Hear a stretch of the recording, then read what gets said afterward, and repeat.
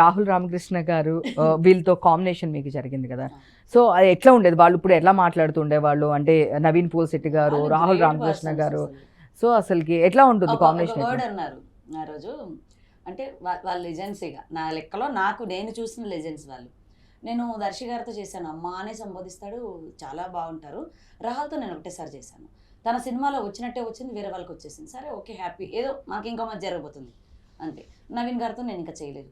కానీ ఆ ముగ్గురు కాంబినేషన్లో ఉన్నప్పుడు దర్శి కొంచెం క్లోజ్, ఎందుకంటే నేను ఎంసీఏ కూడా చేశాను, అలా ఒక 2-3 సినిమాలు కలిసి చేశాం. వాళ్ళు ముగ్గురు ఉన్నప్పుడు డైలాగ్ అయిపోయి వెళ్ళిపోతా ఉంటే వాళ్ళకు నా ఇన్నోసెన్స్ కానీ ఆ డైలాగ్ను వాళ్ళు ఎన్నోసార్లు ప్రిపేర్ అయ్యి ఉంటారు. అదే నా వల్ల ప్రాబ్లం అయితే వెళ్ళిపోతుందా సినిమా అంతా హైలైట్ కదా అది. వాళ్ళు ఎన్నోసార్లు హోంవర్క్ చేసి ఉంటారు, ఎవరి ముందర, మన అనుదీప్ గారి ముందర. అలాంటిది ఆ రోజు డైలాగ్ చెప్పగానే ఇట్లా ముందుకు వెళ్ళిపోతుంటే ఆ సీన్ సింగిల్ టేక్ అయిపోయింది అనమాట. 15-12 లైన్లు ఏముంటుంది. చాలా బాగా చేశారమ్మా అని నవీన్ గారు అనగానే ఈయన రాహుల్ అన్నారు, అమ్మ ఇన్ని రోజులు ఎక్కడికి వెళ్ళావమ్మా అన్నారు. అంటే రే అమ్మ ఉందని మనం కనపడం రే దర్శి గారు చూసేశారు కదా. ఎంసీఏలో నేను కూడా ట్రైలర్ లో వచ్చాను కదా, అమ్ముంటే మనం కనపడం రే అన్నాడు అనమాట. వాళ్ళు మామ అనుకుంటుంటారు, అంటే వాళ్ళ గొప్పతనం అది. అది నాని గారికి అనుకోవడం కూడా వాళ్ళ గొప్పతనం. ఆ సీన్ లో నేను అలా చేసిన వెంటనే ఇక్కడికి వెళ్ళిపోయావమ్మా ఇన్ని రోజులు, అసలు ఎంత బాగా చేస్తున్నావు అని మనకు అదే రామకృష్ణ అనడం, నవీన్ గారు చాలా బాగా చేశారమ్మా నిజంగా, ఇట్లా సీన్ వివరించగానే చేసేసారమ్మా ఎంత బాగుంది అంటే, లేదు నన్ను ఆడిషన్లు ఇచ్చింది ఇక్కడ ఇస్తారని నాకు తెలియదు అని చెప్పాడు. అప్పుడు ఏం చేసి రే చింటూ మార్చలేదా డైలాగ్, నాకు తెలియదు అక్కడికి వెళ్ళేంత వరకు, నేను ఆడిషన్లో చేసిన డైలాగే అక్కడ వచ్చింది. చాలా వరకు నాకు అనేది జరుగుతుంది, మామూలుగా కాదు అసలు. అది ఎంత అదృష్టం కూడా. ఈ మధ్యలో కొంచెం భయం అయిపోయి ఒక 20 లైన్లు డైలాగ్ వచ్చింది అనుకో, బాబా ఇదే ఇస్తారేమో అని ఫోటో తీసుకొని వస్తాను, ప్రిపేర్ అయిపోదాం పరిస్థితి. చాలా సినిమాలు చేయాలి నాకు. ఓకే,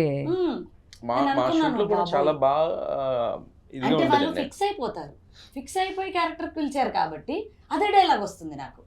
అది నన్ను లైవ్ లో చూస్తున్నారు. సో దీంట్లో ఎంసీఏలో కూడా అసలు మామూలుగా కాదు, నేను మర్చిపోలేను ఆ చేసిన మీరు చిన్న సీన్ అయినా పని మనిషి వచ్చింది అని చెప్పి నాని గారు చాలా ఇన్నోసెంట్ గా, అది మీరు చెప్తే ఇంకా బాగుంటుంది. ఇట్లా పెట్టుకొని ఒకే డైలాగ్ తో ఫేమస్ అయిపోయినంటే అదే మరి ఇట్లా పెట్టుకొని అర్థమైంది అంట అనమాట.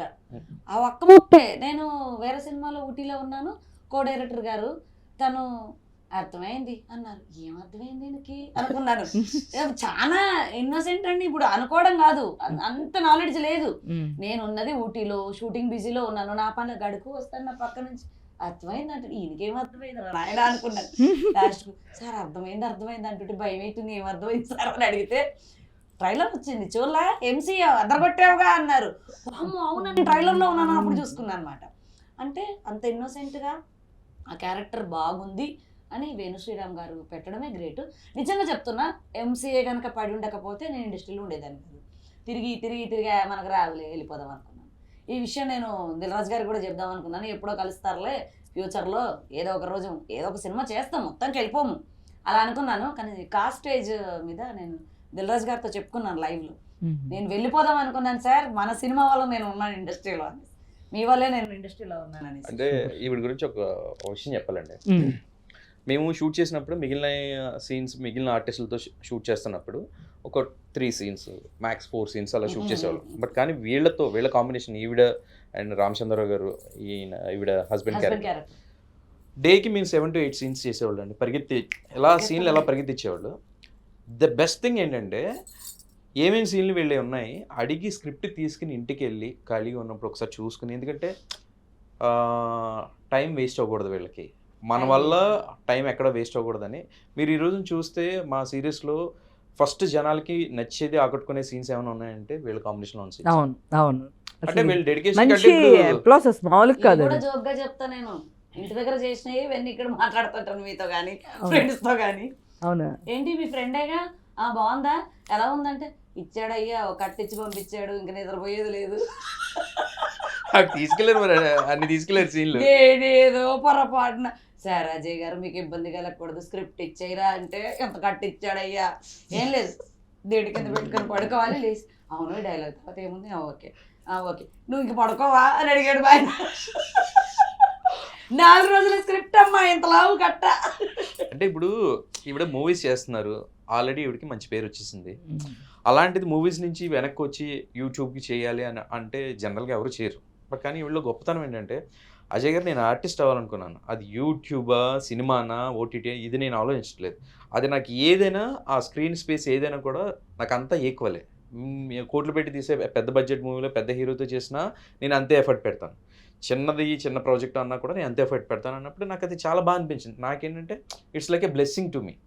అరే మనకి ఇంత పెద్ద ఆర్టిస్టులు దొరికారు మన దానికి, అండ్ ఎంత పెద్ద ఆర్టిస్టులు దొరికారో అంతకన్నా పెద్ద మనసు ఉందాం అనేది నాకు బాగా అనిపించింది. అండ్ రెండోది వీళ్ళు దానికి అంత కష్టపడాల్సిన అవసరం లేదండి, వచ్చారా ఇప్పుడు డైలాగ్ ఏంటమ్మా చెప్పు అంటే మనకు చెప్పేసి టైం వెళ్ళిపోవచ్చు. ఉండదు కదా, అక్కడ కూర్చొని మళ్ళీ చదవడానికి టైం తీసుకుంటే టైం వేస్ట్ కదా. ఇమ్మీడియట్ షార్ట్ రెడీ అనగానే ఓకే శారీ చేంజ్ కథం షార్ట్ రెడీ అంతే. చాలా చాలా చెప్తున్నాను కదా మీకు 7 to 8 సీన్స్ చేసేవాళ్ళం పర్ డే అనేది. సో కాంబినేషన్లో ఇంక ఈవిడ హార్డ్లీ 5 minutes తీసుకునేవారండి కాస్ట్యూమ్ చేంజ్కి, నేను జస్ట్ 5 minutes. చాలా మంది షాక్ అయిన వాళ్ళు ఉన్నారు. నేను కూడా ఇప్పుడు Changes షాక్ చేసి అవుతున్నాను. మీరు వాళ్ళ- అంటే జనరల్గా ఒక 2-3 సీన్స్కే చాలా టఫ్. సో నాకు ఐడియా ఉంది, అంటే నేను ఆర్టిస్ట్ ఏం కాదు కానీ, బట్ నాకు సినిమా ఎన్ని సీన్స్ అయితే, ఒక వెబ్ సిరీస్ అయితే ఎన్ని సీన్లు అయితే అనేది ఒక జనరల్ నాలెడ్జ్ ఉంది. ఎందుకంటే మేము సెట్ విజిట్స్కి వెళ్తూ ఉంటాము, చాలా మంది డైరెక్టర్స్ ఇట్లా ఇలాంటి వాళ్ళు చాలా మంది ఫ్రెండ్స్ ఉంటారు, మాట్లాడుతుంటాం. ఈరోజు అబ్బా 2 సీన్లే పడినాయి, చాలా వేస్ట్ అయిపోయింది అబ్బా, కాల్ షీట్ ఇద్దరే వేస్ట్ అయిపోయినాయి, లేదంటే ఈరోజు మొత్తానికి రెంట్ కట్టాను బట్ వేస్ట్ అయిపోయింది, ఇట్లా అని జనరల్గా మాట్లాడుతూ ఉంటారు. సో మీరు ఒకేసారి 4-5 సీన్స్ అంటే కాస్ట్యూమ్స్ ఏ టైంలో చేంజ్ చేస్తారు? 7-8 ఫస్ట్ డే 8 సెకండ్ డే 9. నేనే షాక్ అయ్యాను, ఏంటి డబ్బింగ్ చెప్పాను కదా మేడం ఈరోజు మీకోసం 5 hours డబ్బింగ్ పెట్టామంటే ఏంటి అంత చేశానా అనుకున్నా. నేను చేసింది మర్చిపోయాను. అంటే ఆ రోజు అంతా హ్యాపీగా ఉంటాం కదా, అసలు ఇన్ని డైలాగ్స్ చెప్పానా అని. గంటలో చెప్పేస్తా 2 గంటలో చెప్పేస్తా అనుకున్నా. నిజంగా 5 hours అంటే ఓకే నేను తగ్గించి చెప్పేశాను, కానీ వీళ్ళు షాక్ అయ్యారు, ఇంత తక్కువ టైంలో చెప్పారు మీరు అనేసి. సూపర్. 5 నుంచి 6 గంటలు పెట్టుకున్నారండి నాకు Okay. స్క్రిప్ట్. అన్ని డైలాగులు ఉన్నాయి, చిన్న ఎక్స్ప్రెషన్స్. ఈయనకు చాలా అలాగే ఇష్టం, ఎక్స్ప్రెషన్స్తో ఇష్టం. డైలాగ్ చెప్పారా వచ్చేసారా అలా ఇష్టం ఉండదు. తను గెస్ట్ చేసింది రైటర్గా డైరెక్టర్గా, తను గెస్ట్ చేసింది మన ట్రాక్ మస్తు హిట్ అవుతుంది అన్నారు. ప్రభు గారు స్టేజ్ మీదే చెప్పారు, నా డైలాగ్ చెప్పారు, సాఫ్ట్వేర్ మదర్స్ సాఫ్ట్ గానే వండుతాలేరా ఇప్పటి నుండి. ఎవడెంత రీసెంట్గా చెప్పిందండి అన్న సైడ్ చూపించారు. కాదు మరి అక్కడ డైనింగ్ టేబుల్ మీద కూర్చొని తింటూ ఉంటారు ఫాదర్, మరి ఓవర్ యాక్షన్ సంథింగ్ డైలాగ్ అంటే డైలాగ్ రామచంద్ర గారి డైలాగ్, అవును రామచంద్ర గారి డైలాగ్ వాడిదే ఓవర్ యాక్షన్ అంటే దీన్ని మరీ ఓవర్ యాక్షన్.